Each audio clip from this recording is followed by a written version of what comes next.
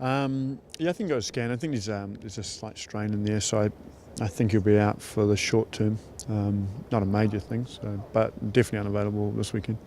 Short term, so how long? A week or? We're not sure. Um, when he comes back, and we'll see him over the next 2 or 3 days. Hopefully, it settles down a bit more, but hopefully, it's nothing too major. Well, it's not anything major, but But yeah. he won't play for sure for Saturday. No, I don't think he'll be playing. No. Is that based upon what you had thought, just in terms of moving from different surfaces? Yeah, it's just all the things I said yesterday. Travel, surfaces, everything. Just yeah. So it happens. It happens to everyone. In the past, when European players have come over here, they've had similar knocks that have affected them at certain times. Is there a way, now that you know that he has this injury, that the medical staff can maybe tailor some kind of treatment to him, because he's going to be playing on different surfaces and the travel and all those things that his body isn't used to?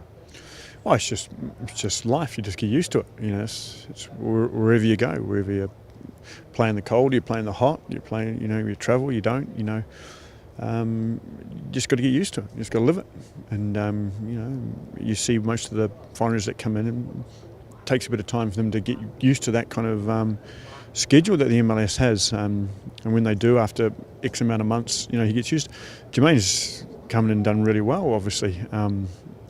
But the body just got a slight strain, and we move on. It's life.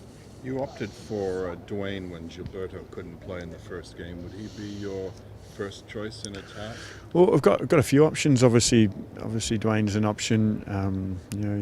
He's an option. He's played there, and Jackson's already also played there. So we've got a few. Obviously, Andrew Wiedemann as well. So we've got a few options that we can play in there as well. When you were playing, did you have any issues with your hamstrings? It seems to be, at least in Toronto, we've got Jose Reyes, the shortstop right now. It seems to be a common injury. Is it an issue you had? I wasn't quick enough. I never went over a pace to jog, so that was never a problem for me.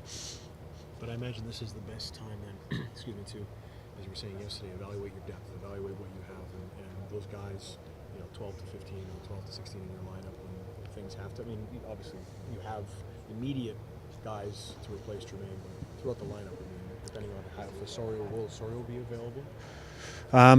Potentially not. No, there could be a few guys unavailable. But I've said to you all along, this league is made up on actually the depth. You can get really excited about the DPs and everything, as you should. Because they're good players. But down the stretch, and it's a long season, it's a tough season, and all that.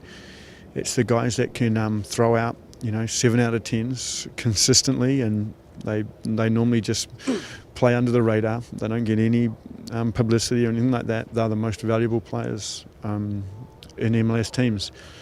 And Toronto hasn't had those type of guys, and we're trying to build them. We're trying to get them. We're trying to bring them. We're trying to develop them ourselves. And for me, we'll get very, very, very good is when we can have a number of those guys that just throw out 6, 7 out of 10s every single week. We saw Julio Cesar walk past us. Did he practice today? Yep. He's training. He's no problem. And Daniil?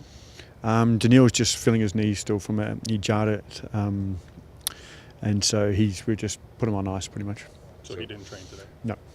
Would he be? Do you think he might be available for Saturday, or is that? Hope so, but again, it's just Wednesday, so we've got a bit of time. So there's no point risking him or anything like that. So we'll have a look. So maybe Osorio and Henry are probably close to doubtful or probable heading into the weekend. Yeah. Doubtful or probable. You can use which one you want. Any other injuries, Ryan, that you're dealing with? Yeah. Well, obviously Jermaine. What else? Anything else, Mike?